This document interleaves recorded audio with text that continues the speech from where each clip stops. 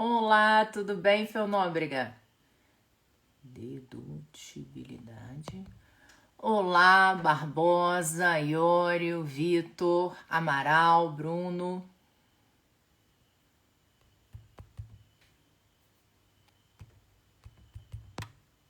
O Tadeu já entrou aqui também. Tudo bem, pessoal? Um prazer ter vocês aqui.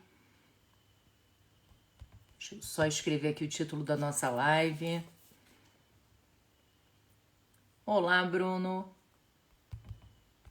Olá, Tarsis. Peraí, dedute.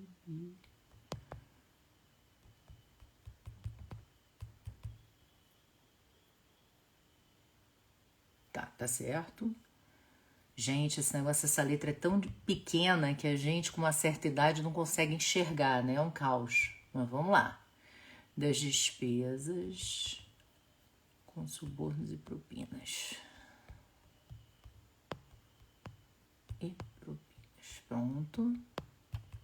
A letra é mínima, pessoa que não enxerga é um caos, mas vamos lá. Peraí, fixando o comentário, já tá aqui. Olá, Lorraine, tudo bem? E um monte de gente que tá sempre nos acompanhando. Um prazer ter vocês aqui. Aí, deixa eu assinar para todo mundo. Oi, Ederson, Fernanda, Mari Souza. Sejam todos muito bem-vindos. O Zé já entrou aqui também. Peraí. Oi, Zé. Peraí, deixa eu ver se ele entra. Pronto. Agora entrou. Oi, Zé, tudo bem, meu amigo Boa querido? Como é noite, que você minha está? amiga, como vai? Tudo bem? Tudo Boa ótimo, noite, pessoal, todo mundo animadíssima bem? nessa pré-feriado, né? Nesse momento de pré-feriado. Ih, tô vendo meu livro ali de capacidade contributiva atrás. Lógico, Gente, que coisa lógico, tá aqui fofa! Corre, sempre para pertinho, ver. sempre pertinho. Olha só, um fofo. Bom, gente, o tema de hoje eu fiquei animadíssimo. Eu falei amanhã é feriado, então a gente tem que falar de um tema que a gente gosta demais e imposto de renda é uma predileção grande aqui. Então, estamos assim bem animados em ouvir o que Tadeu tem a falar. Eu já estou com o livro dele, já comecei a ler, aliás, muito bom, diga-se de passagem. E sobre um tema pouco explorado, né, Zé? Bem pouco explorado, né? Bem pouco explorado. E que deveria, depois do que esse país passou há um pouquinho de tempo atrás, merece ser muito bem explorado, como o professor Tadeu bem faz. Verdade. Bem, vamos aguardar aqui. Já vi que o Tadeu entrou, vou incluí-lo. Peraí. Ah, olha aí, eles já estão incluindo. Maravilha. Olá, Tadeu, tudo bem? Olá! Tudo bom? Boa noite, Tudo Como vai, Fernanda. Tadeu? jóia. Boa noite, tudo bem? Tudo bom, Guilherme? Tudo bem? Mica, tudo Legal. bom? Tudo jóia. A Tati em breve já vai estar se juntando com a gente aqui. Tadeu, antes de Maravilha. mais nada, eu gostaria de agradecer profundamente a disponibilidade, a possibilidade de estar aqui com a gente num pré-feriado, né? Imagina. Véspera de Prazer. feriado, falando sobre imposto de renda. Então tem que gostar bastante. Eu agradeço profundamente essa disponibilidade. É um prazer enorme estar aqui. Eu assisto vocês sempre. Parece que eu tô no programa de televisão, né? Sabe quando você vai ao programa, assim? Tipo, tô me sentindo no programa. Eu assisto vocês sempre, então é bacana estar aqui. Pela segunda vez já. Quebrei o Foi recorde. verdade. Eu quebrei o recorde olímpico de tempo em live no tributário em jogo, da última vez. Foi verdade. Foi verdade. Bom, e foi uma das Vamos lives agora que quebrar mais um teve novo acesso, recorde, tá? Tadeu. Quebrar de novo. Foi uma das lives que mais foram acessadas. Se você for olhar lá no YouTube, você vai ver a quantidade de Legal. visualização daquela live. Bom, gente, queria apresentar a vocês o Tadeu. Ele é mestre em Direito Tributário pela USP. Ele é coordenador dos cursos de pós-graduação lá do IBMEC, inclusive meu chefe lá no IBMEC. E ele é sócio do Renault Advogados. Bom, gente, hoje, como eu já mencionei a vocês, ele vai estar falando do tema, inclusive, de estudo dele durante o mestrado lá na USP, que é a dedutibilidade das despesas com subornos e propinas da base de cálculo do imposto de renda. Então, feita esta apresentação, eu gostaria de te pedir, Tadeu, para começar essa live conceituando, né? O que é receita, para que a gente possa, a partir daí, desdobrando os conceitos. Tá. Maravilha. Bom, primeiro, boa noite a todos e a todas. Obrigado aí pela presença. Acho que quem está aqui já é um guerreiro, está aqui na véspera do feriado, para estudar direito tributário, então acho bem legal. Fico feliz de saber que as pessoas têm interesse ainda por temas como esse. Só queria fazer um disclaimer antes, Mica, antes de falar sobre o tema propriamente dito, que assim, o título do livro é um título polêmico, né? Muito polêmico. Esse título não foi escolhido à toa, ele é para ser polêmico mesmo, tá? E as pessoas têm uma visão um pouco diferente, na verdade, do que eu de fato escrevo no livro, né? O livro ele tem uma capa polêmica de forma proposital, como eu disse, mas ele não é tão grave assim como parece, tá? Esse é um tema que é difícil a gente discutir, porque ele é um tema que envolve questões que vão além do direito tributário. E quando, na verdade, eu estou analisando o tema sob perspectiva estritamente técnica, mas eu reconheço que é muito difícil você aceitar, né, essa tese que eu acabei levantando durante o tempo de estudo do livro, sem que você tenha uma dor de barriga, assim. Eu entendo, eu também tive essa dor de barriga. Então, assim, eu queria começar essa live, essa apresentação, falando que essa abordagem é uma abordagem técnica analisada sob a perspectiva do direito tributário, tá? Que não afasta a aplicação do direito penal, que não afasta a possibilidade de punição da corrupção. Eu não sou a favor da corrupção, eu sou contra a corrupção, eu não tenho o menor interesse em apoiar a corrupção. Isso é importante dizer, porque as pessoas às vezes se confundem, né? Quando a gente começa a falar, né, sobre esse tipo de tema. E eu entendo, porque às vezes eu também me pego ali pensando e refletindo sobre o que eu escrevi, né?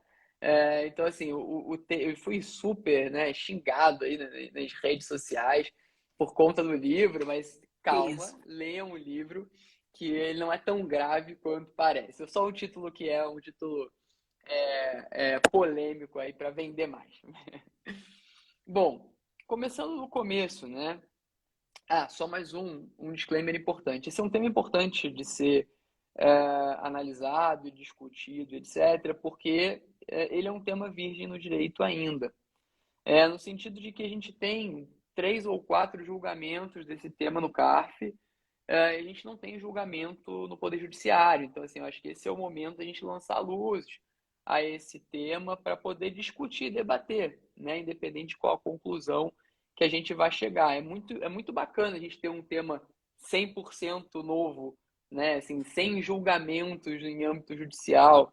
Então, assim, é bem legal a gente ter essa possibilidade de discutir nesse momento, que não é fácil achar tema que não foi julgado ainda, não é todo dia que encontra.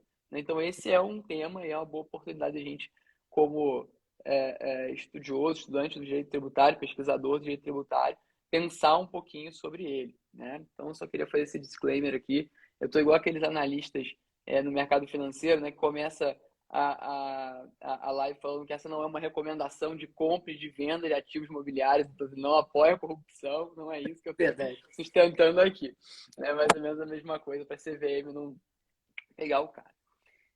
Vamos lá, para começar a falar desse tema, eu acho que o ponto de partida é entender o que é o imposto de renda e quais são os limites dele, né? Eu acho que esse que é o ponto central da discussão e é isso que leva a gente a chegar à conclusão, né, que a gente chegou com a pesquisa que foi feita e que gerou esse livro. Se a gente for pensar no que é renda, né, a gente tem, em primeiro lugar, um aspecto constitucional muito forte, muito importante, né? Eu não vou aqui entrar na discussão acerca da existência de um conceito constitucional de renda ou de uma noção de renda ou uma visão tipológica, né, acerca da natureza das regras de competência, porque isso já foi uma briga, uma discussão muito grande, é quase que uma briga de foice. Eu brinquei da outra vez com a Tati lá na Lago São Francisco. Não é esse o objetivo aqui. O objetivo é entender o que seria, né, efetivamente renda. Eu começo dizendo que essa ideia de renda ela não foi uma ideia criada pela primeira vez, né, inventada pelo legislador brasileiro, né? a ideia de renda é uma ideia que remonta ao século XV. A gente já fala de renda há muito tempo, né? E a gente começa a falar de renda especialmente na economia, né? E a ideia de renda sempre foi, inclusive do ponto de vista econômico, como um acréscimo patrimonial que decorre, né, da diferença positiva entre aquilo que você recebe por um trabalho, né, subtraído daquilo que você gasta, né, deduzido das despesas para a realização daquele trabalho que, por sua vez, vai te gerar um ingresso financeiro. Então, antes do Brasil, antes da Constituição, antes do direito brasileiro, a gente já tinha uma ideia de renda e essa ideia levava em consideração, né, do ponto de vista econômico, que renda não era tudo aquilo que ingressa nos cofres ou de uma empresa ou no bolso de um cidadão. Existe necessariamente a dedução daquilo que foi necessário para que aquele valor fosse apurado, né? Então, essa é a ideia antiga.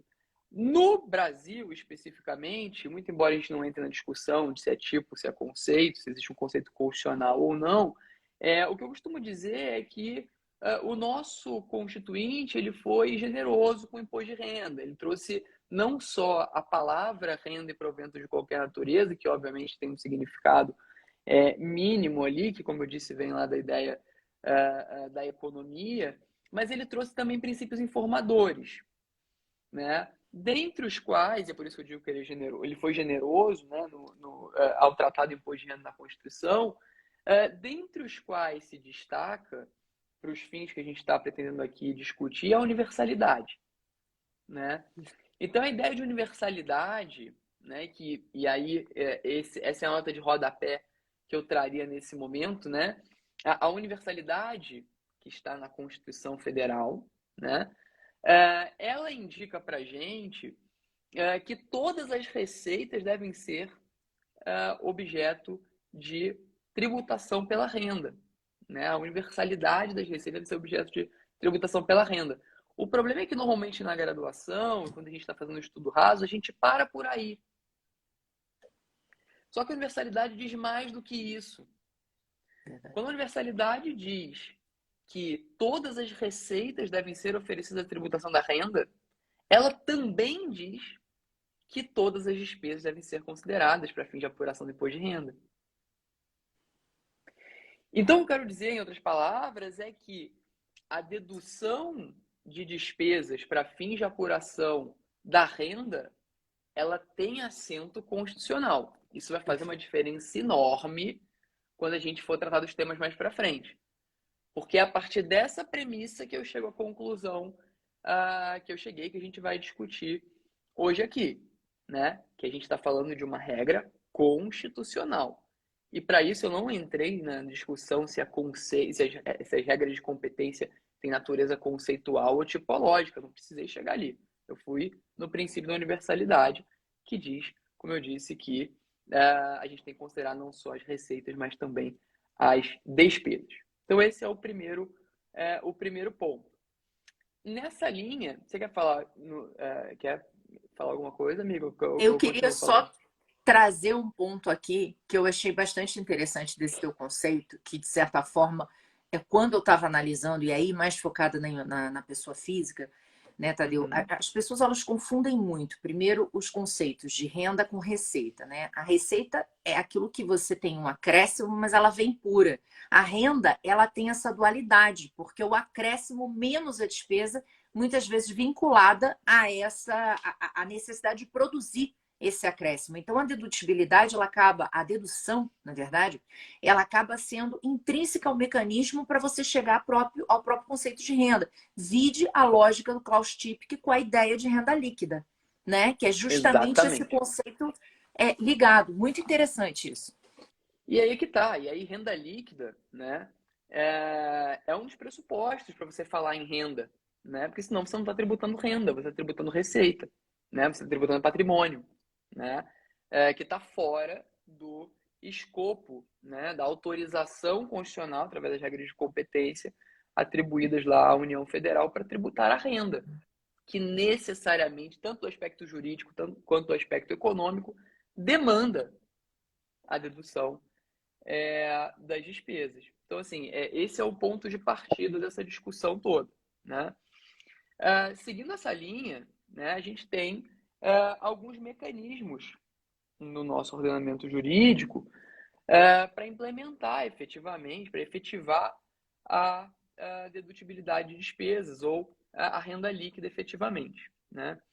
E aí que vem o ponto de grande discussão. E talvez esse seja o tema, e aí sendo muitíssimo honesto com vocês e muitíssimo transparente, que eu acho, sinceramente, que o meu trabalho acaba contribuindo, porque a tese no final, né, da discussão de poder deduzir propina ou não, por mais que eu acredite muito nessa tese, eu tenho muita dificuldade de acreditar que essa tese vai vingar no judiciário, vai vingar no CARF por uma questão moral e extrajurídica. Assim, eu tenho muita dificuldade de imaginar um juiz sustentando, né, esse tipo de tese, ou um conselheiro do CARF, ou um ministro do Supremo Tribunal Federal, não por uma questão jurídica, por uma questão da polêmica que isso envolve.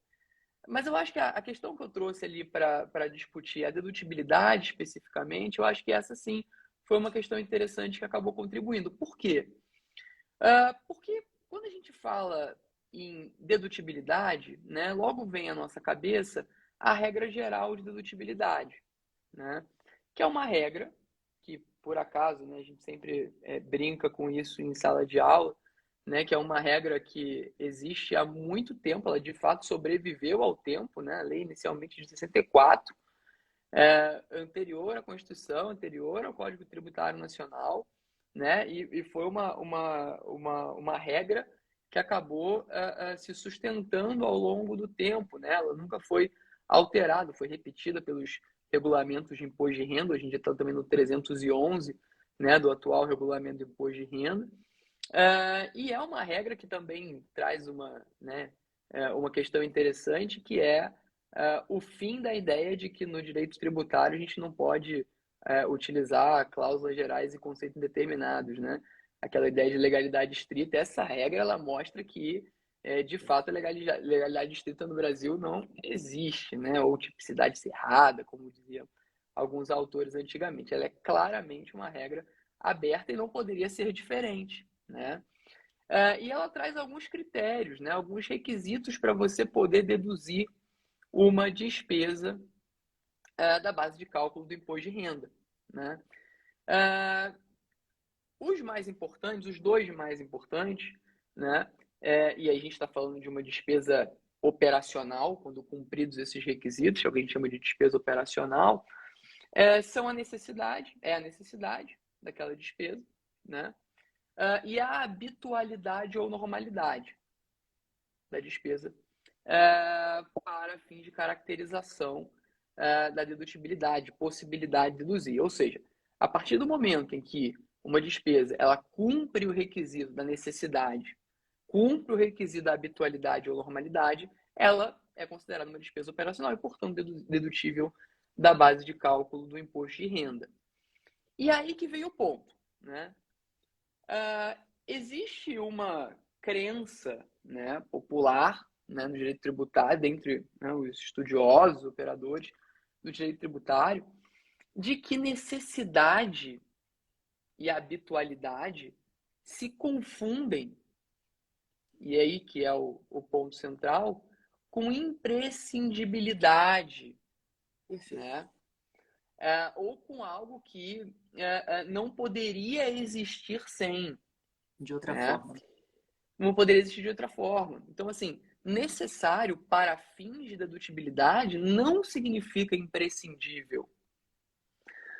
Normal e habitual para fins de dedutibilidade não significa, não se limita àquilo que acontece todos os dias ou com muita frequência. Em outras palavras, o que eu sustento no livro é que a ideia de o significado de necessidade e de habitualidade para fins de dedutibilidade tem significados próprios, significados técnicos, que não se confundem com aquele significado que a gente utiliza no nosso dia a dia. É um significado específico para fins de dedutibilidade. E que significado é esse, afinal? Né? A ideia de necessidade, né, como eu disse, ela não se confunde com imprescindibilidade ou obrigatoriedade, né, daquela despesa. Ela significa que haja uma relação entre aquela despesa com a receita que vai ser posteriormente tributada, uma influência, né, daquela despesa na receita posteriormente tributada ou na manutenção da operação, na manutenção da fonte produtora, que é o que a gente chama, né? Por outro lado, quando a gente fala de habitualidade, né, ou de usualidade, a gente também, como eu disse, não está falando de algo que acontece todos os dias. A gente está falando de uma despesa que mantém uma relação com a atividade. Perfeito. Então, o que não pode ser deduzido? O que não pode ser deduzido é aquilo que não tenha nenhuma relação com a atividade ou com a manutenção da fonte produtora. Então, por exemplo, um gestor compra um presente para um funcionário. Aquilo é uma liberalidade. Ele comprou porque ele quis. É uma liberalidade. Não é atividade da empresa, não faz nenhum, não tem impacto na fonte produtora e nem na receita que será posteriormente tributada. É uma liberalidade. Essa não é dedutível.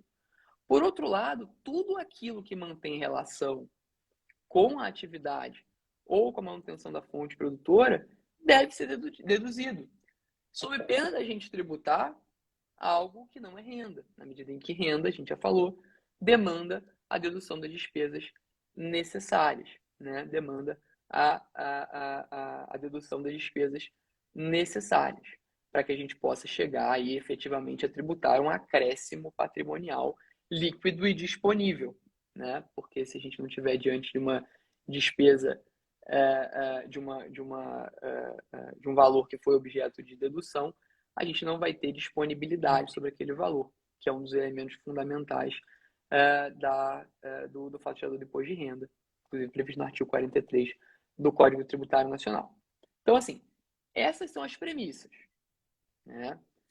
Posso aproveitar essas Claro. premissas e já começar a colocar algumas pimentas nessa nossa conversa? Uhum. Eu achei muito interessante, comecei a ler seu livro, estou adorando, e acho que você traz aqui um conteúdo muito útil para outras análises. Então, vamos pensar numa coisa assim básica, né?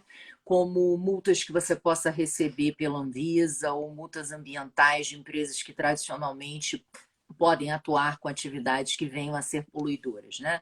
A gente já tinha aí alguns conceitos trazidos pelo próprio Ricardo Maria de Oliveira, no sentido de que bom, se isso está inerente à atividade, ou seja, se eu sou uma exploradora de jazidas minerais, naturalmente eu posso ter um problema, e tendo esse problema, isso faz parte da minha atividade, naturalmente eu teria que deduzir essa multa, apesar da gente ter vedações nesse sentido.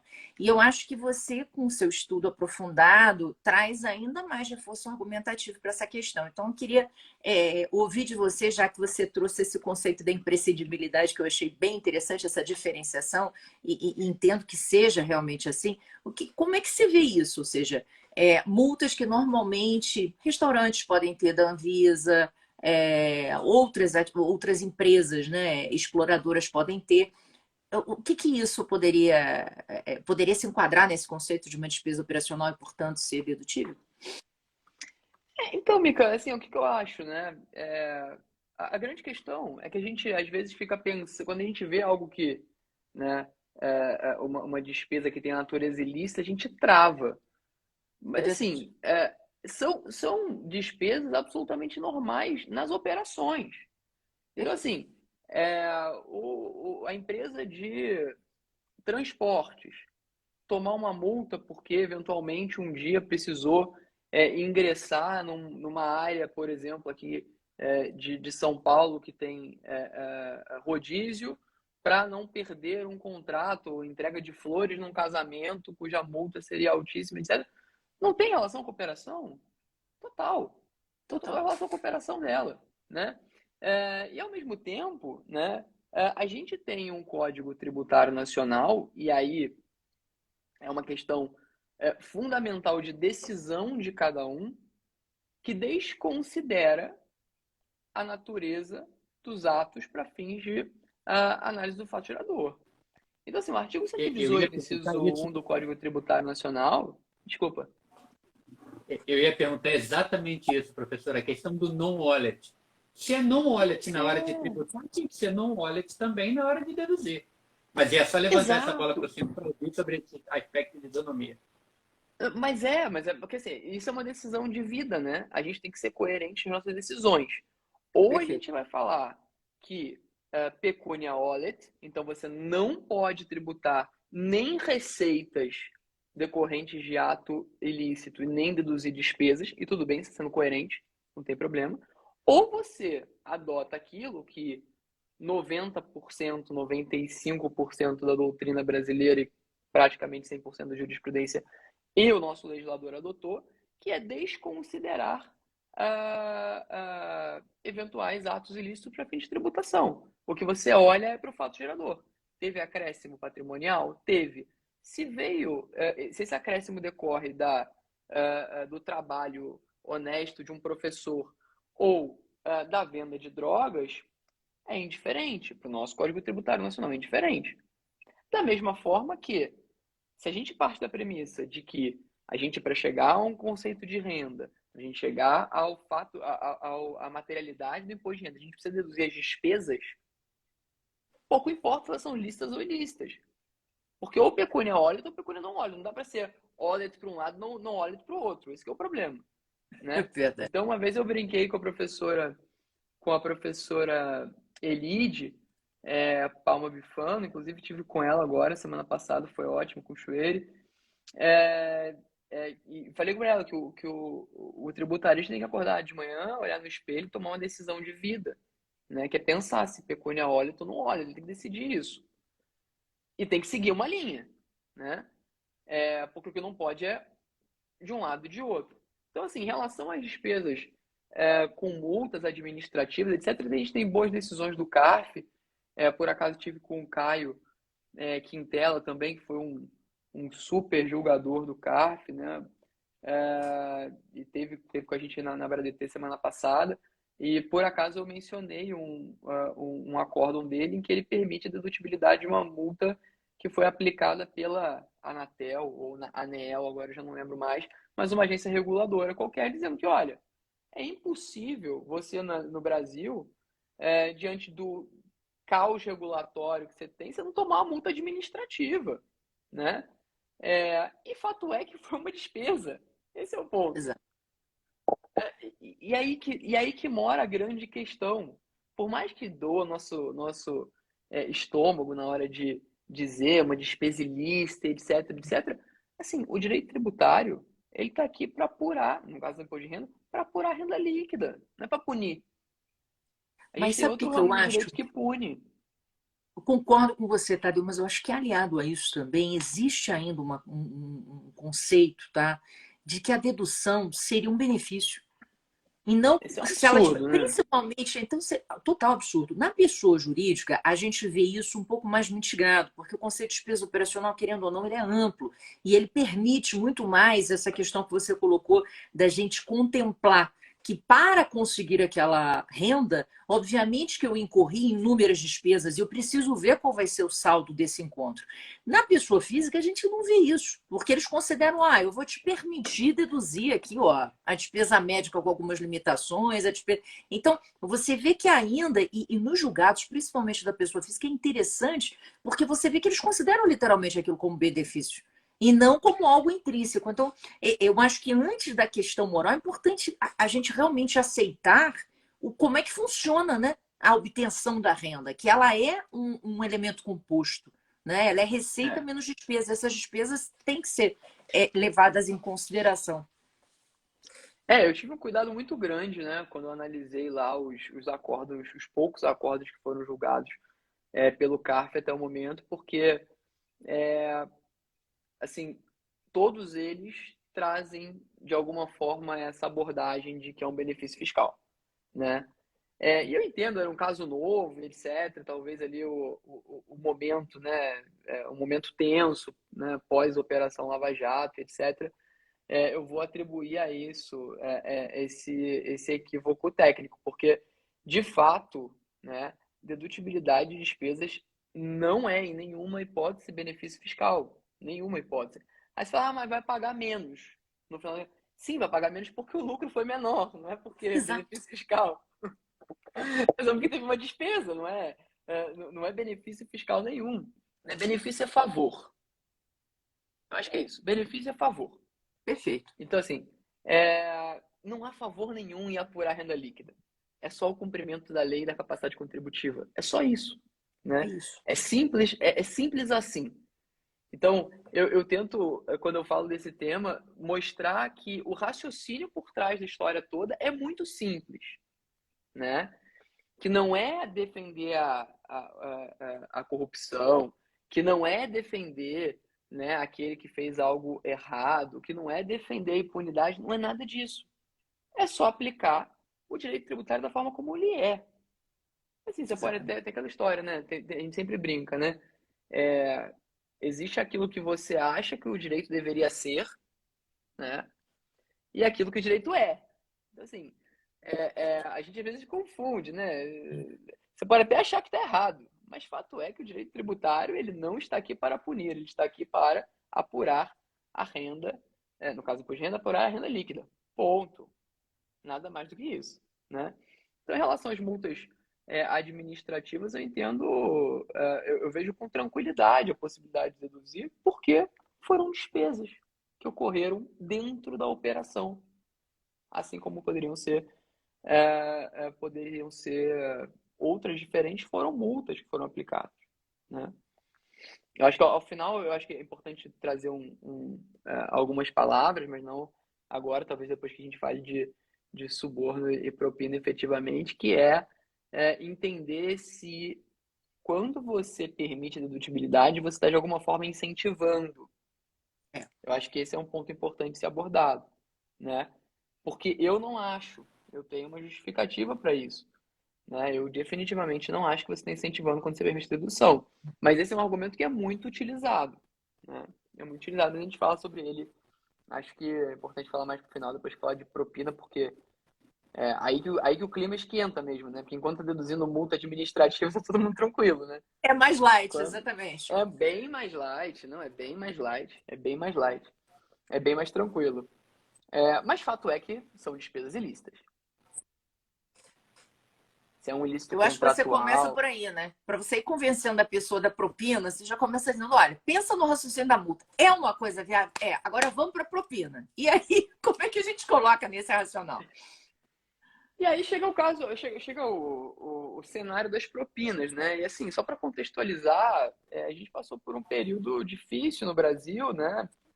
Eu acho que tudo isso que aconteceu já acontecia há muito tempo, mas finalmente isso foi publicizado e escancarado e motivo de vergonha para todos os brasileiros, inclusive para mim, muito triste o que a gente viu, né?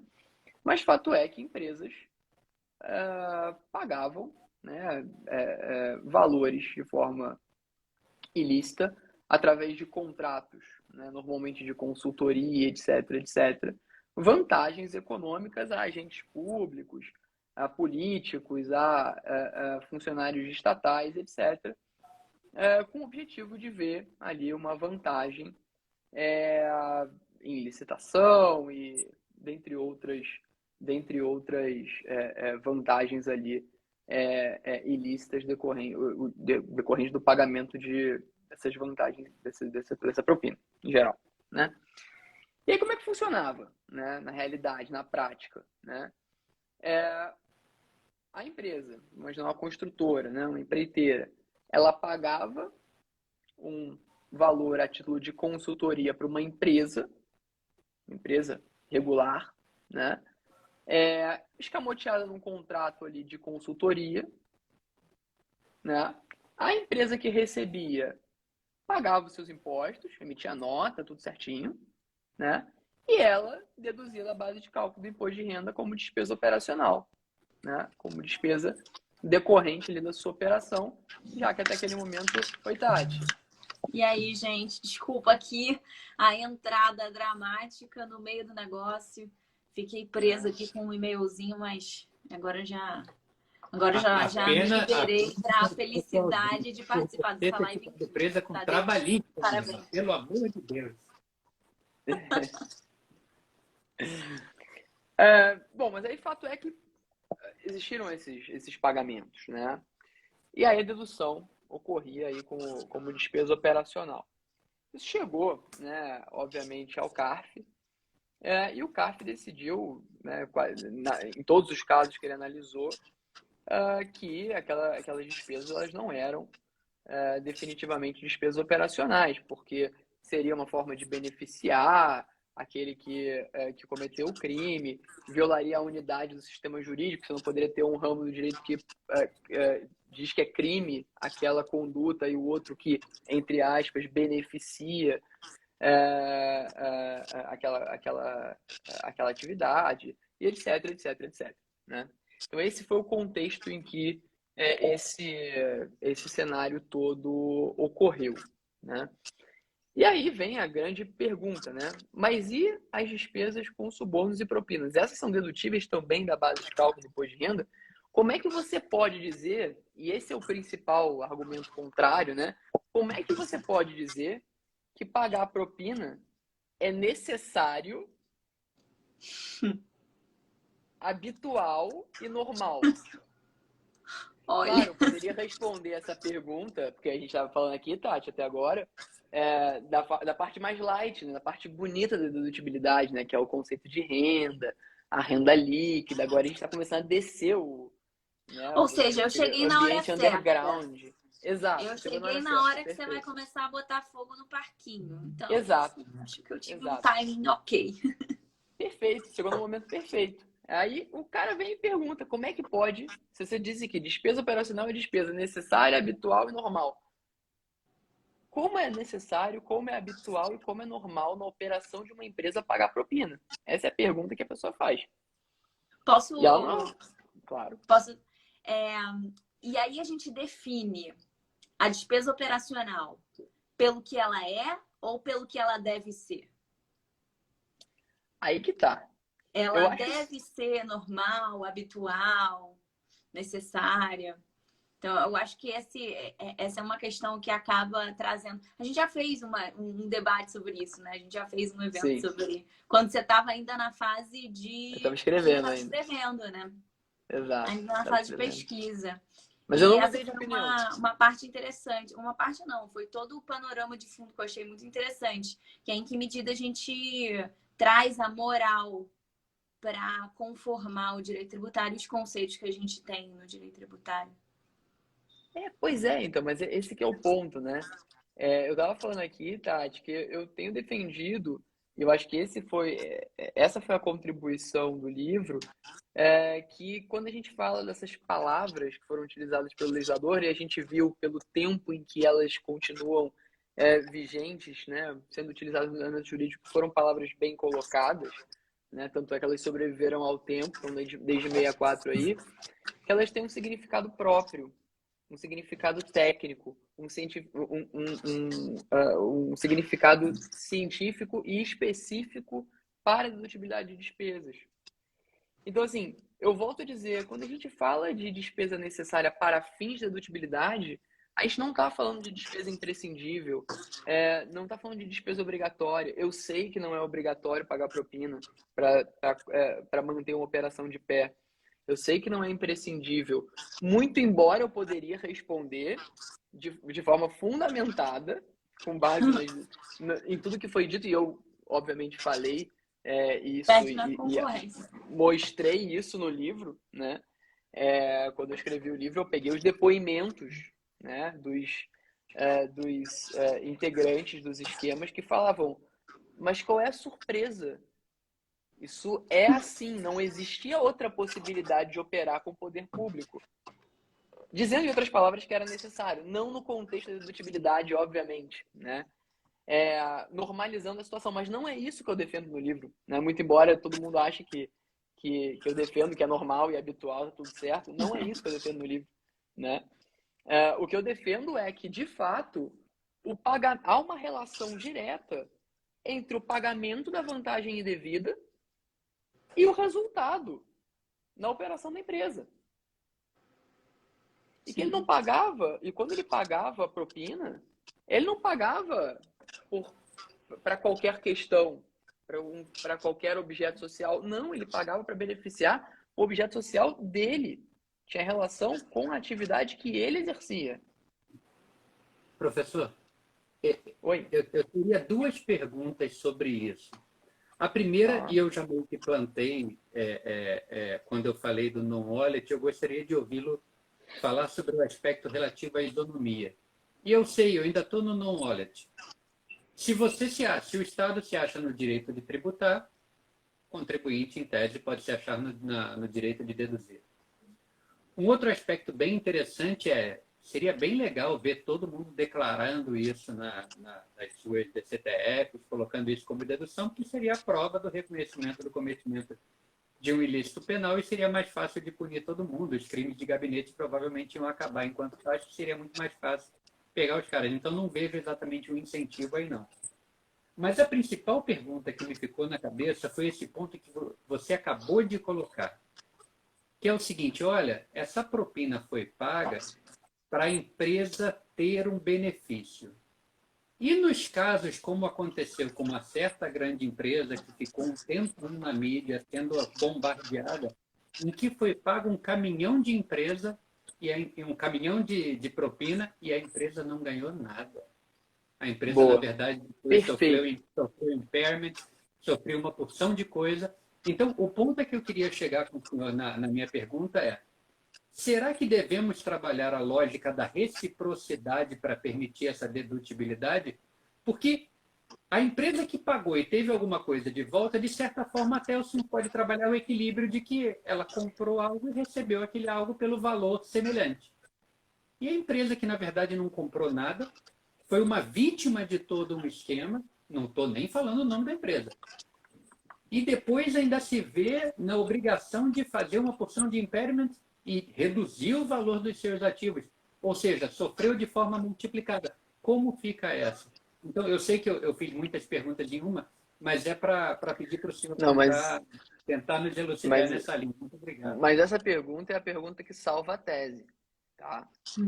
Pelo seguinte: porque se eu estou desde o início defendendo que despesa, que conceito de renda demanda, né, a dedução de despesas, que despesa é aquela necessária e habitual, e que essas duas palavras, esses dois critérios utilizados pelo legislador têm um significado próprio, eu não poderia defender que qualquer propina que não mantivesse uma relação direta com a atividade da empresa ou impactasse diretamente nos lucros que foram posteriormente por ela tributados, fossem dedutíveis. A resposta de forma objetiva é a seguinte: o político de aluguel, o político de estimação, perdão, o político de estimação que a empresa pagava para estar ali no clube, mas que não tinha uma vantagem direta, que você não conseguia ver esse elo de ligação entre o pagamento do suborno e a receita que foi pela empresa aferida, não pode ser deduzida. Não é uma despesa operacional. E eu deixo isso bem claro no livro. Porque você perde o elemento de conexão, que é fundamental para você deduzir a despesa. Senão a tese cai. Com certeza. Senão a tese cai. Então não é qualquer propina que paga que pode ser dedutível. Porque para mim não importa se é ilícito ou não. Esse é o meu pressuposto. Então assim, eu não me importa se é propina ou se é qualquer outro tipo de despesa. O que me importa é o critério. Qual é o critério? Relação com a atividade, relação com a receita posteriormente tributada e com a manutenção da fonte produtora. Se é propina ou não, para mim é indiferente. Por que para mim é indiferente? Não é para mim. Para o Código Tributário Nacional é indiferente. Artigo 118, inciso 1. Ele diz que é indiferente. Agora tem um ponto, Tadeu, que me causa uma preocupação maior, que é a prova, né? Porque, veja, e aí a gente obviamente combinou de deixar para depois discutir aí a questão do incentivo ou não dessa dedutibilidade. Mas, veja, é meio complicado eu chegar e dizer, bom, aquilo ali realmente era necessário, eu precisava dar esses valores. Como é que eu vou comprovar isso? Por depoimento? Como é que eu comprovo a necessidade? Eu acho que a minha grande dificuldade não é uma construção jurídica dessa lógica, porque você está sendo muito técnico dentro do conceito do que é a renda líquida. Renda líquida é entradas menos saídas que necessariamente eu tenho que despender para fins de auferir essas entradas. Então, ok, perfeito. A questão é como é que eu consigo comprovar que aquela atividade lícita que eu estou praticando, ela é necessária para mim. Né? Ou seja, não é que ela seja indispensável, mas ela é necessária para mim. Eu preciso entrar no universo do crime, né? Para conseguir chegar lá e comprovar. E muitas vezes, essas provas elas não existem, porque elas têm muito que ver com aquela oralidade, né? Aquela negociata por trás. Como é que eu vou trazer isso para o universo tributário? Assim, primeira coisa, né? Você conseguir identificar se uma despesa ela é de fato necessária, de fato habitual ou normal dentro de determinada operação é um problema e é uma dificuldade, seja com ilícito ou não, tá? Sim, concordo. É uma cláusula absolutamente aberta, não poderia ser diferente, porque não conseguiria o legislador listar, né, elencar de forma exaustiva todas as despesas que poderiam ser reduzidas ou não, seria impossível. Então, naturalmente, é uma cláusula aberta e há muita discussão sobre a dedutibilidade de despesas em qualquer tema, tá? Ilícitas ou não. Esse é um problema que a gente tem, né? Então, é um problema que já existe, né? Em relação à prova, o que eu utilizei como critério, né? Eu falei que as despesas, os subornos dedutíveis são aqueles que mantêm uma relação tão clara a ponto da propina ser um percentual do contrato. Porque não basta só dar o lance e não entrar. Então, eu falei que são dedutíveis no livro, eu tive um cuidado de falar que só pode ser deduzido, na verdade, aquela propina que foi paga, e inclusive ela é paga na medida e na proporção do contrato. Então, assim, é 1% do contrato firmado em razão da vantagem ilícita. Clara a relação, tá clara a prova. Tá? Porque eu tinha que ser técnico em todos os momentos, não podia ser técnico no começo e técnico no final, né? Assim, eu segui uma linha de raciocínio bem clara, tá? Muito amarrada. Uma tese dessa não pode ir para uma banca se não tiver muito amarrado, porque todo mundo querendo te raquetar, a verdade é essa. Certeza. Qualquer pessoa, né? Então tem que estar muito amarrado. E ela é uma lógica tão amarrada que fica difícil você desamarrar. No final das contas, você vai falar, mas é ilícito, não dá. Tem gente que fica tão bravo que não consegue nem falar. Não consegue nem discutir. Perde a voz. Tão bravo que fica, tão irritado que fica com essa situação. Com essa lógica. Mas você vê que eu trago a premissa, e se você for acompanhando essas premissas, claro, você pode discordar das premissas. Mas se você seguir a premissa, você chega a um momento que dói o estômago, mas não tem. Volta aquela história, né? É o direito, é o que você gostaria que o direito é e que você gostaria que o direito fosse, né? Exatamente. E eu achei importante você trazer esse esclarecimento, porque, na verdade, o que se está falando aqui não é uma dedução geral, e aí tem tudo a ver com aquele seu disclaimer inicial. Eu não estou falando qualquer propina. Eu tenho que ter uma vinculação ao negócio, mas essa negociação ela tem que ser muito objetiva. Então, nem sempre ela o é. Naquele esquema, realmente, que a gente viu, da Lava Jato, etc., tinha empresas que tinham uma área, né, de corrupção. Então, assim, realmente é uma coisa muito assintosa a estrutura. Agora, nem sempre naquela propina do dia a dia a gente vai conseguir fazer essa relação. Então, é importante que fique claro que a lógica para fins de definição do que eu vou deduzir ou não e considerar isso dedutível é desde que eu tenha uma prova efetiva que me vincule àquela atividade, que me permita dizer, bom, realmente, eu estou cobrando um valor em relação àquele contrato que eu consegui com o poder público, em relação àquela licença que me foi dada. Beleza, então consigo fazer esse liame. Sem esse liame efetivo, a gente vai ficar numa discussão que não vai ter como a gente comprovar. E, obviamente, não é o ambiente aqui tratado. E, Mica, eu volto a dizer, assim, não é porque é propina, não. Essa é a lógica para toda despesa. Para tudo. Não, eu concordo com você. Então, assim, Eu se o concordo. cara Porque é fala mais assim, não, mas difícil. porque ele fala assim, olha, eu comprei uma bolsa para Tati porque eu queria que ela fosse minha cliente no escritório, então essa bolsa influenciou, ninguém vai saber. Não tem uma relação, eu não posso deduzir a bolsa porque a Tati pode ser uma potencial cliente, não é assim. Então, assim, eu fui na bola. Mas posso tomar seu exemplo? Posso tomar seu exemplo, Claro. professor? Nesse caso aí, não vou falar logo de Milady, mas uma advogada, você deu a bolsa para ela. Se você consegue efetivamente o contrato, você conseguiu fortalecer o objeto social da sua empresa, e aí eu entendo que a gente estaria na zona de segurança da compreensão de que seria dedutível. Mas e se o senhor fez isso e não conseguiu o contrato? Ainda assim Me seria parece que dedutível? não há. Eu entendo que não. É Né? isso que me parece. Porque aí a gente está naquela corrupção que a gente aprendeu lá atrás, aquela corrupção básica. Compra e venda de ato de ofício, de ato da administração, ato do poder público. E aí o negócio começa a ficar extremamente contraprestacional. É o que me parece que o senhor está colocando. O aspecto Exato. se eu pagar e efetivamente receber, dedutível será. Sem esse tem que ter elemento, relação. não vai ter. Tem que ter essa relação. Essa relação tem que estar clara. Agora, sabe por que eu acho que você tem um problema grave, né, em não deduzir?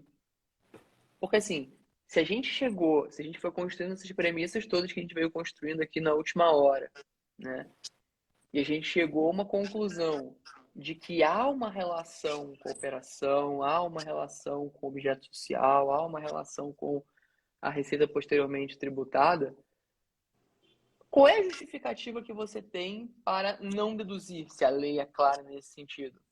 Uma punição. Então, no final das contas, quando você traz a indedutibilidade de uma despesa que claramente cumpre os requisitos técnicos, volto a dizer, significado técnico das palavras, né, que são utilizadas pelo legislador na regra geral de dedutibilidade, o que você está querendo fazer é trazer uma dupla punição. Sim. Porque o direito penal ele vai punir. E aqui eu não estou, em nenhum momento, eu reforço, em nenhum momento eu falei, olha, mas o direito penal deve dar uma relaxada. Não. O direito penal deve punir 3 vezes mais. Foi pouco. Ah, mas o direito penal, o cara fez delação premiada e saiu. Bom, isso é outro problema. Que não é tributário. Não é um problema tributário, se a lei penal Não tá é ruim, nosso. eu não entendo, mas assim, que mude, né? Mas assim, fato é que o direito tributário não foi feito para punir. O direito tributário foi feito para, no caso do imposto de renda, apurar renda líquida. O direito penal foi feito para punir, é ele que puna, né?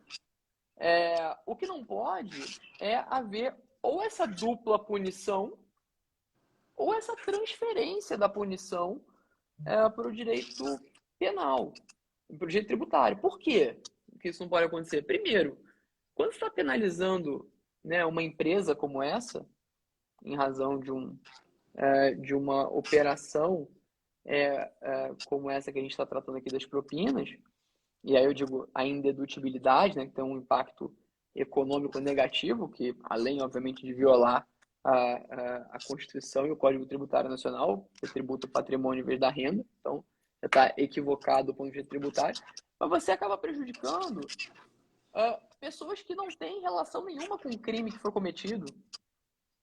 Você está comprometendo funcionários, não estou falando de diretoria que praticou o crime, né? Em relação à parte econômica. Acionistas minoritários, pessoas que não têm nenhuma relação com aquela situação, que deveria ser punido pelo direito penal e única e exclusivamente aquele que cometeu o ilícito. Não a empresa, os acionistas, os outros que estão ali à volta, né? Agora, uma coisa Mas, que é professor, curiosa... Desculpa. desculpe, professor Tadeu. É Imagina. que aí eu queria colocar mais uma pimenta para ouvir o senhor sobre isso. Porque a gente tá aqui numa construção de que tem que haver um ganho para a empresa para a gente poder justificar a eventual dedutibilidade desse pagamento. Que se isso não houver, não tem contraprestação. A partir do momento que a empresa ganha, professor, a empresa ganhou, de alguma forma, estou botando totalmente de lado a questão penal, estou 100% com o senhor. Penal é outro papo, tem que haver as punições, tem que haver a individualização da conduta, tem que haver isso tudo. Mas se nós entendemos que aquele ato ilícito foi feito em favor da empresa, eu concordo com o senhor que o direito tributário não deve se guiar à punição, mas aí o senhor falou o seguinte, se bem entendi. Mas aí você vai punir toda a empresa, vai punir o funcionário, vai punir o cara que não participou? Se admitirmos que o ilícito foi cometido em prol do todo, não lhe parece que por uma questão de simetria, o todo também, se punição fosse devida, o todo também deveria sofrer esse revés?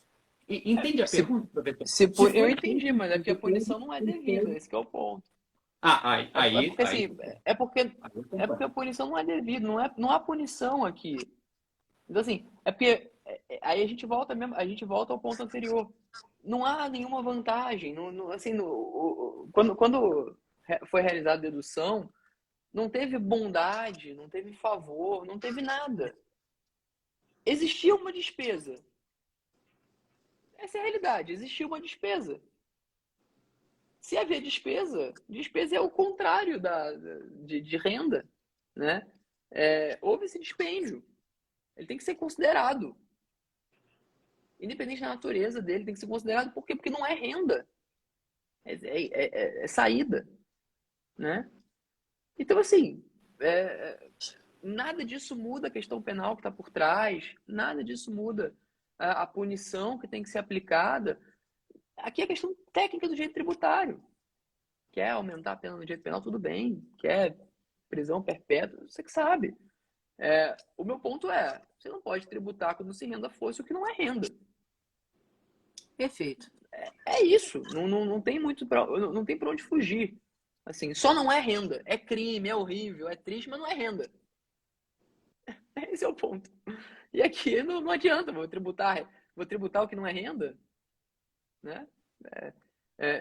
Isso que não pode, né? É isso que não pode. Agora, uma coisa que me chamou muita atenção é o seguinte, né? Esse não é um tema novo no exterior, tá? E eu confesso que eu dei uma bela de uma tremida, pesquisando. A gente sabe que a gente que estuda, que pesquisa, né? Quando você vê um troço que pode derrubar a tua tese e tu já tá na página 320, dá um pânico, né? Dá um medo. E eu me deparei com convenções internacionais, várias, né? Que versavam sobre esse tema, direto e indiretamente, que o Brasil era signatário. Eu falei, pronto, é agora que a tese é derrubada. Agora que acabou a tese, né? E eu fui estudar esse tema, fui estudar cada uma delas, etc. E eu percebi que, de fato, em uma delas, né, na Convenção Interamericana, assinada pelo Brasil, internalizada, etc., a gente se compromete a afastar a dedutibilidade das despesas com subornos e propinas, porque essa é uma preocupação global. Inclusive, a OCDE, é curioso isso, a OCDE, várias vezes, nos comentários, né, a convenção da OCDE, questionava as autoridades fiscais brasileiras e falava assim, coloque um dispositivo expressamente vedando a dedutibilidade de subornos e propinas. E o Brasil respondia, não precisa. Não precisa porque elas não são necessárias e habituais. E aí a OCDE voltava, precisa sim. Há muita margem para você deduzir. Aí saiu um ato declaratório interpretativo, né? Que a Receita falou lá que não eram dedutíveis. A OCDE voltou e falou, olha, isso não serve, tem que ser lei. Então, veja, havia uma preocupação forte. E numa dessas convenções, o Brasil, de fato, se obrigou, do ponto de vista internacional, a deduzir despesas, a não deduzir despesas com subornos e propinas da base de cálculo depois de renda. Eu falei, como é que eu vou sair dessa, né? Como é que eu vou sair dessa? Eu tinha uma possibilidade de entrar no mundo, né, no mundo da discussão, né, dualista, que a gente discutiu outro dia lá na aula do PJT, né, Mika? Isso. Lá que se sobrepõe, não sobrepõe, se revoga, não revoga, a teoria da máscara, Klaus Vogel, aquela história toda. Mas aí o que acontece é o seguinte, né? Eu comecei a olhar e comecei a perceber que você não deduzir uma despesa que de fato ocorreu e que cumpre os requisitos da regra geral de deduzibilidade seria tributar, no final das contas, no final do dia, né, o patrimônio, não a renda. O que significa, em outras palavras, que seguir aquilo que a gente se obrigou a fazer na convenção seria criar uma nova hipótese de tributo. Fantástico. Gostei do teu racional, sensacional. Que não pode acontecer através de uma convenção. E mais, é uma coisa particular minha, porque eu sei que tem gente que não acredita nessa tese, tá? Mas eu, Tadeu, acredito que há, não vou falar um conceito constitucional, porque senão eu vou capaz do Chueiro entrar aqui pela tela e me dar um soco. Mas, assim, eu acho que, como eu disse, né, para a Tati aquela vez, eu acho que o nosso Constituinte ele foi generoso com o imposto de renda. Ele trouxe elementos que cercam ali a ideia de renda, né? Então, e tem ainda o princípio da universalidade, como eu disse, que traz a ideia de renda líquida para o assento constitucional, dá assento constitucional ao princípio da renda líquida. E aí eu comecei a pensar, peraí, mas imagina só se a Constituição, que é quem permite que um país, no caso que o Brasil, né, celebre tratados com outros países, ela que permite que isso aconteça, ela pode ser violada pelo tratado que ela permite? Não poderia, né? Não. Daí eu falei isso pro Ricardo Maris uma vez. Daí o Ricardo pegou um exemplo que eu achei ótimo. Tudo bem, ele exagerou um pouco, né? Mas eu achei ótimo. Ele falou o seguinte, ele falou, Tadeu, imagina só, então, se a gente assina uma convenção multilateral que permite que quando o cara não pague tributo ou não pague pensão alimentícia, tenha pena de morte. Entendi. Poderia essa convenção? A gente poderia assinar uma convenção dessa? E então, a Convenção de Viena permite isso, né? Ela tem uma cláusula dizendo que você pode afastar tratado internacional quando ele viola direito fundamental. Então você tem essa saída por aí. Sensacional. Você foi fantástico, Renatão. Já era sua fã, fiquei mais. Poderia falar. Mas aí você acabou com o perguntador, de novo. O paralelo está compreendido, mas nós alçamos a mesma categoria. A questão da pena de morte e a questão dos limites de tributação por imposto de renda, nós entendemos que ambos têm núcleos que não podem ser violados nem pelo poder constituinte derivado. Porque, veja, na Constituição como está, eu concordo com vocês, concordo com o professor Tadeu, concordo que a questão do non-OLED pode passar. Eu acho só que alguns dispositivos do CTN mereceriam um filtro constitucional, porque são antecedentes, e aí tem princípios de moralidade, de isonomia. Aquele exemplo que eu dei, para mim, é muito difícil aceitar que quem pagou e levou pode deduzir, quem pagou e sequer levou não. Mas aí talvez seja uma questão muito como o professor colocou no início. Não quero misturar moralidade. Mas o ponto é, eu sei que esses exemplos eles são difíceis de serem comparados, tá? Como eu disse no início. Estou até dando crédito para o professor Ricardo Maria de Oliveira, que falou, que deu é muito didático, né? E trouxe ideia para ilustrar, né? Porque é óbvio que não dá para comparar. Apesar de que vocês falando agora, né, nessa questão da Convenção de Viena, eu fiquei pensando, né?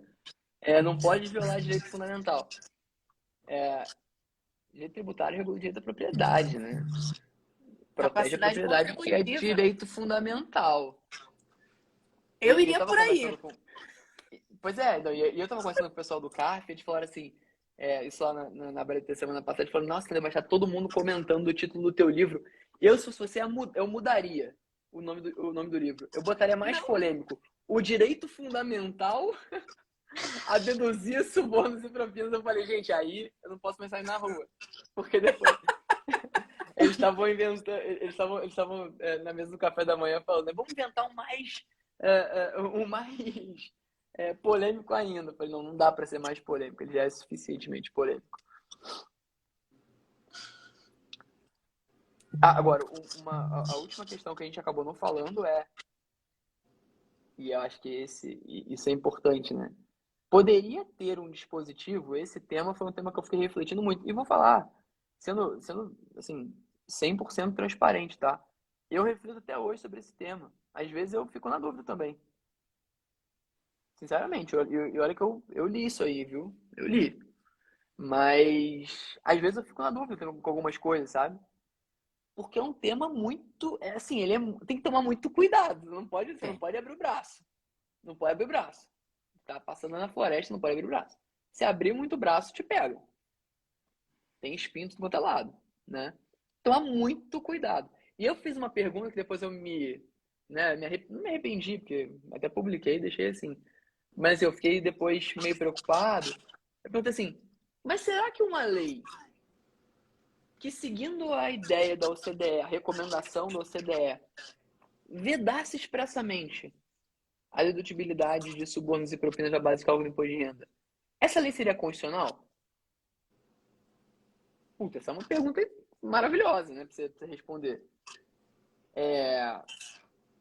E essa até hoje eu tenho dúvida.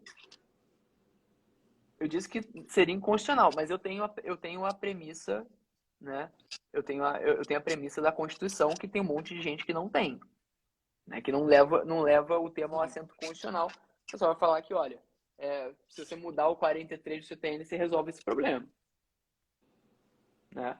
Eu não, eu tenho um problema com a Constituição, porque eu vou falar lá que renda vem da ideia da doutrina econômica, etc. Então, assim, você não pode tributar o que não é renda, do ponto de vista econômico, né? Então, eu tenho essa defesa. E um outro ponto essa norma não poderia ser indutora? Porque a gente vela a dedução de um monte de coisa. Até doação. Até doação tem limitação para você deduzir. Por que propina não vai ter? Né? E aí que vem a grande sacada. Que não é minha, obviamente, né? Mas eu comecei a estudar uns caras mais antigos e comecei a pesquisar o seguinte. Será que você pode criar uma regra indutora de comportamento para evitar um comportamento ilícito? Porque o ilícito você pode. Todas essas regras tributárias aí, elas estão induzindo um comportamento lícito. E o ilícito, você pode evitar através da lei tributária? E eu comecei a achar uns autores, tipo Alfredo Augusto Becker, inclusive a Marta Leão, querida Marta, escreveu sobre isso também. E eles dizem que não. Eles dizem que não, que você não consegue, que não é eficaz. Não é que não pode, mas você não é eficaz. Então você só pode induzir um comportamento lícito. O ilícito ele não resolve. Porque a verdade é a seguinte, imagina só, a discussão lá das empreiteiras com as empresas públicas. Vamos pagar propina aqui, você dá vantagem ali, não sei o quê. Pessoal, melhor não, né? Pô, não vai poder deduzir da base de cálculo do imposto de renda, melhor não. Não resolve. Isso seria sensacional. Se eu tivesse essa reunião, ia ter seria fácil resolver os problemas assim, né? Não é? Seria bem fácil. Melhor não. E o conhecimento tributário na ponta da língua, né, na conversa. Exato. Alguém deixaria de pagar propina por causa de dedução? Deduzindo, não deduzindo, são de menos. Isso em comportamento ilícito em geral. Até na multa administrativa, Sim. sabe? Induzir comportamento. Isso é tema para tese de doutorado, viu? Esse tema da indução de comportamento ilícito. É uma coisa que eu gostaria de estudar. É que eu já escolhi outro tema, mas se eu tivesse a oportunidade de fazer mais uma pesquisa, eu talvez fizesse sobre um tema parecido com esse. Bem interessante para quem quiser estudar. Acho bem legal, né? Indução de comportamento ilícito em matéria tributária. Pode ou não pode? Funciona ou não Posso funciona? colocar uma colocação, professor? O senhor Claro. falou desse aspecto e passou pela minha cabeça, certamente, quando o senhor fala de indução, também o caráter extrafiscal. A gente tem, por exemplo, a progressão de IPTU por extrafiscalidade no mau uso de propriedade, que pode até redundar, ao cabo, na erosão dessa propriedade. A Constituição, eu sei que, pelo menos textualmente, admitiu essa possibilidade. E é, sem dúvida Mas o alguma, Código Tributário Nacional não, né? Senhor? O Código Tributário Nacional não, né? O que você acha? Não, Também sei, não, tô refletindo agora, porque não é sanção por ato ilícito isso aí? não, o que eu queria levantar para aqui é o seguinte: se admitirmos a constitucionalidade da tributação progressiva extrafiscal do IPTU, pelo que se convenciona chamar de uso abusivo, digamos assim, da propriedade, se admitirmos que isso é uma norma compatível com o texto constitucional, será que seria tão a toda evidência inconstitucional uma norma similar, principalmente já dentro da Constituição, que impedisse a dedutibilidade no caso da propina? Veja, eu já abandonei aquela ideia inicial de compensação à tese em si. O que eu estou trazendo agora para os senhores aqui, para a gente pensar junto, é o quanto que a Constituição, de fato, permite a restrição da propriedade nos casos em que se compreende que há um exercício abusivo ou ilícito dessa propriedade. Estou levantando bola, de verdade. Não é, então, esse é um tema que eu não tenho certeza não, tá? Vou ser muito transparente, realmente, é um tema que eu não tenho muita certeza, porque realmente é um tema que daria um livro inteiro. Mas me parece ter uma diferença, assim, pensando rápido, tá? Posso estar falando Olha o volume 2 que o senhor na tela, professor, olha o volume 2. O pessoal lá no lançamento, né? Falando, pô, que bom tá aqui, tô tão feliz, eu posso estar feliz, imagina eu que acabei, já escrevi isso aqui, não vou escrever mais. Ai, você tá tão feliz, eu falei, ó, primeiro e último. Brincadeira. Vou escrever. Daqui a pouco aparece outro. Primeiro e último, aproveita, come bastante, toma bastante vinho aí, porque esse é o último. Brincadeira, vai ser não.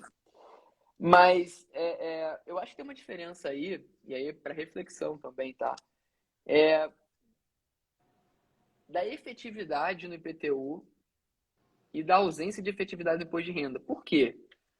Quando tá falando do imposto que incide sobre uma propriedade, né, um bem real que pode ser perdido efetivamente, eu acho que o efeito pode ser diferente do imposto de renda, né? Até porque a gente está falando de empresa aqui. Imagina o cara vai, deduziu ali, sei lá quanto foi, mas assim, será que alguém deixaria de fazer? É efetivo? Esse é o ponto. É efetivo? Ou não é efetivo? Né? Porque no imposto de renda, no IPTU me parece super efetivo. Mais ou menos. Por quê? Assim, briga com fogo? Na verdade, o que acontece? Essa possibilidade da progressividade do IPTU, sanção, né, do 182, parágrafo 4º, inciso 3, na verdade, ele tem um fim, que é o fim na desapropriação. E essa desapropriação não é uma desapropriação onde o cara não ganha nada. O cara ganha títulos da dívida pública. Então não chega a ser uma penalidade completa, não é um confisco. Até porque você teria uma situação de uma norma constitucional batendo com outra, né? Então eu acho particularmente que essa situação ela não impactaria o que você colocou, e para mim ela não seria, particularmente, eu não vejo um estímulo, tá? A atividade ilícita, a possibilidade da dedução. Eu também não vejo que a impossibilidade da dedução me gere confisco. Não consigo ver isso. Eu consigo ver que a impossibilidade da dedução, na verdade, ela estaria me gerando uma tributação além da renda. Isso seria uma situação. E aí a gente poderia discutir uma inconstitucionalidade por isso. E aí a gente vai ter uma quebra de valores aqui. Eu vou estar valorando o quê? A moral, ou seja, eu vou estar permitindo que uma despesa que foi feita contra a moralidade, a ética, aquilo que se espera, possa ser abatida da renda para fins das receitas, para fins de apuração da efetiva renda. Isso é uma questão, tá? Mas aí eu acho que a gente tem outras questões em ponto. Capacidade contributiva, toda a questão da repercussão. A gente fala da pessoa jurídica que é um ente fictício. Então, eu acho que você tem outros elementos. Agora, eu também não acho que você tenha uma indução de comportamento por uma única razão. Veja, para eu poder deduzir a despesa, eu tenho que deixar tudo muito claro.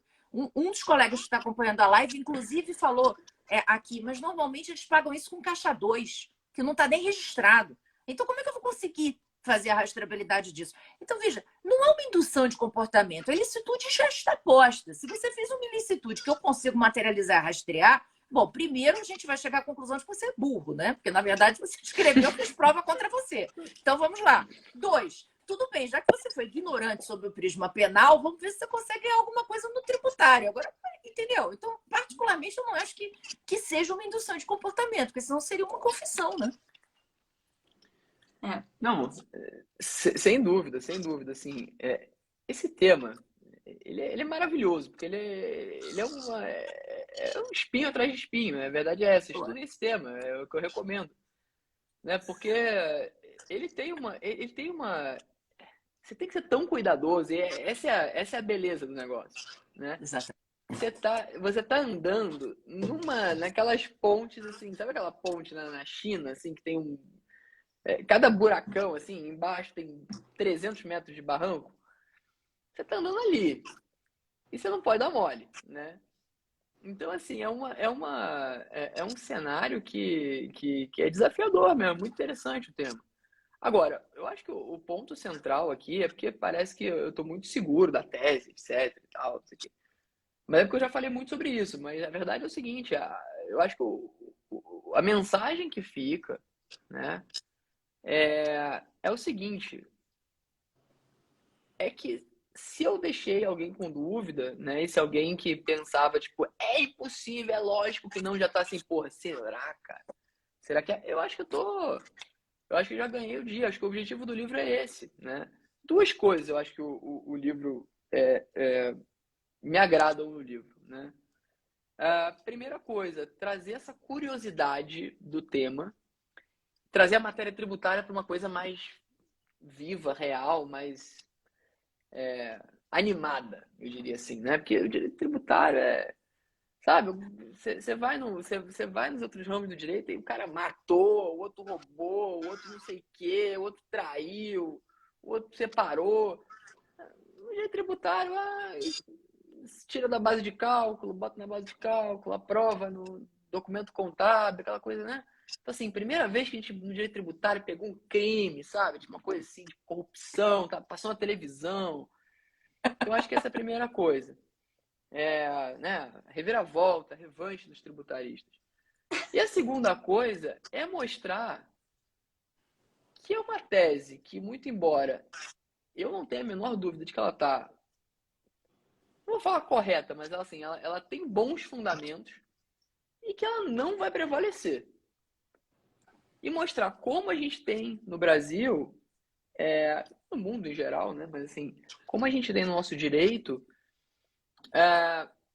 esse afastamento da legalidade e do direito em geral para adotar fundamentos extrajurídicos que podem ser variados, né? Pode ser fundamento moral, pode ser fundamento de caixa do Estado, está precisando de dinheiro, não está precisando de dinheiro. A gente arruma, né, elementos para fugir da lei e para ir para onde a gente gostaria que o direito fosse, mas não para o que o direito é, né? E eu acho que isso essa é a lição, no final das contas, desse livro, mostrar uma tese que tem fundamento jurídico, mas que não vai ser julgada tão somente porque ela é uma tese que incomoda. né? Porque ela incomoda mesmo. Eu acho que é isso. Parabéns pela coragem.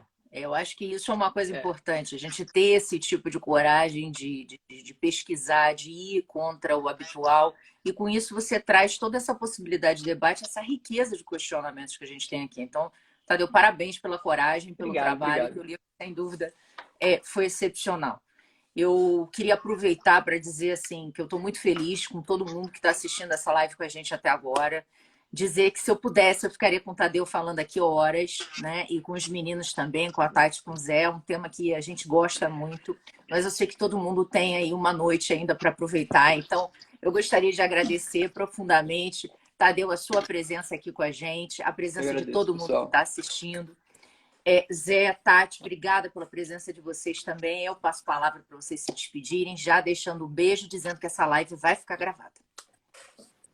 Ai, gente, eu começo assim, me desculpa por ter chegado atrasada, mas cheguei aqui já no ápice da coisa, já pegando o assunto, degringolando ali para todas as repercussões polêmicas, que é o que a gente gosta. Esse tema, como o Tadeu falou, né? Ele é um tema difícil e que gera uma certa apreensão de você mexer, né, no potinho. Porque a partir do momento que você mexe no potinho, as abelhas começam a surgir. Mas, por outro lado, se você não mexer no potinho e não fizer as abelhas... Eu estou criando aqui um negócio no momento. Eu espero que faça sentido no final. Mas se você não fizer as abelhas saírem dali, você não vai conseguir pegar o melzinho lá no final, lá no fundo. E esse que é um dos pontos curiosos dos temas que geram desconforto. Muitas vezes essa posição habitual que nós temos em relação a temas difíceis são rasas, são superficiais e estão muitas vezes erradas, em contraditoriedade com vários princípios e regras que a gente pronuncia do nosso direito. E o direito, pelo menos, a gente tem que prezar pela coerência, não? E com isso, eu reforço, parabéns da Milo, acho que foi extremamente importante você tratar desse tema, até mesmo porque, por mais que ele seja desconfortável, ele é um tema recorrente. Não fosse assim, a gente não estava discutindo isso à luz do conceito de despesa operacional. Mas é isso, Tadeu, parabéns, que super obra, já fico ansiosa pela próxima. Vamos em frente. Muito obrigado pelo convite, pessoal. Agradecer que veio o convite de vocês. Perdão, desculpa, te cortei. Não. Era só para dizer, satisfação muito grande de conhecer ele e agradecer muito pela paciência. O prazer é todo meu estar com vocês. Sempre que quiserem me chamar, estarei aqui às ordens para discutir o tema que vocês quiserem. E o recado final aí é o seguinte, né? É claro que justificativa e fundamento constitucional para dizer o contrário do que eu disse tem, tá? Essa Constituição é grande pra caramba, né? Vai, né, como dizia o ministro Barroso, da família ao índio, né? Só não traz a mulher amada em 3 dias, tem aquela história, aquela frase do Barroso. Então, assim, fundamento constitucional vocês vão arrumar para falar o contrário e tá tudo bem. Eu acho que até é interessante, né? Ver um estudo que traga uma visão contrária, né? Que até hoje eu não vi. Talvez é porque as pessoas acham tão óbvio que não é dedutível, né? Que ninguém nem se presta a escrever alguma coisa sobre isso. Mas eu acho até interessante nesse sentido. Mas é isso, escolher fundamento, e eu acho que essa é a beleza do direito, é a beleza de a gente poder discutir temas como esse, tá? Muitíssimo obrigado de novo, pessoal. Foi um prazer enorme estar com vocês. Pessoal que ficou até agora aqui com a gente, véspera de feriado. Parabéns pela paciência de vocês com a gente. E um beijo grande. Tchau, gente. Beijo, gente. Tchau, até a próxima. Estar com vocês.